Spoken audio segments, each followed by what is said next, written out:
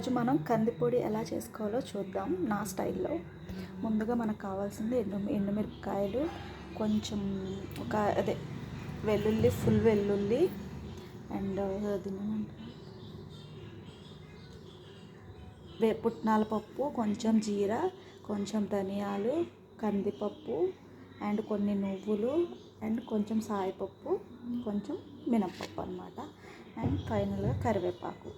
మనకి ప్యాన్ పెట్టుకుని ముందుగా పొయ్యి పైన ఆయిల్ పోసుకుందాం.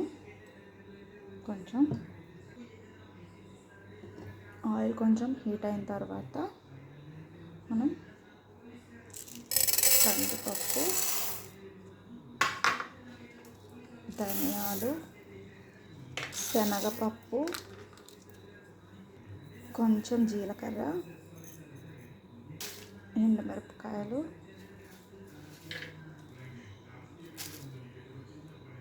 ఇలా ఫ్రై చేసుకున్నాం. సిమ్లో పెట్టుకుని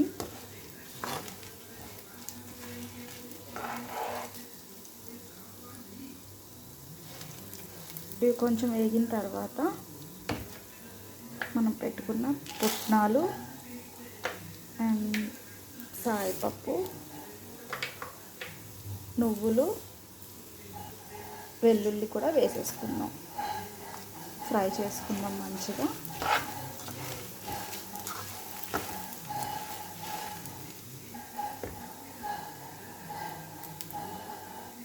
మనం వేసిన వేగిపోయిన తర్వాత ఫైనల్లో కరివేపాకు వేద్దాం.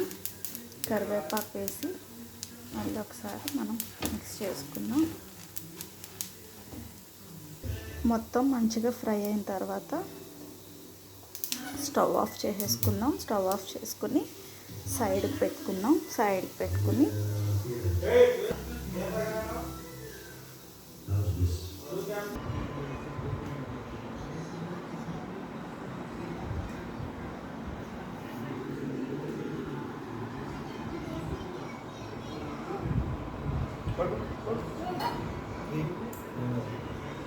ఇలా మిక్సీ జార్లో మనం వేసుకున్న మొత్తం వేసి కొంచెం ఉప్పు వేసి మిక్సీ పట్టుకుందాం. ఇలా మంచిగా కందిపొడి రెడీ అండి మనకి.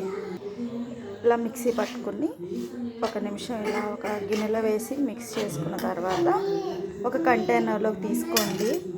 అది మనకి ఇలా మంచిగా ఒక ఎయిర్ టైట్ కంటైనర్లో తీసుకుని మనం ఫ్రిడ్జ్లో పెట్టుకుంటే ఈజీగా ఒక 2-3 months వరకు మనం మంచిగా ఫ్రెష్గా ఉంటుందండి.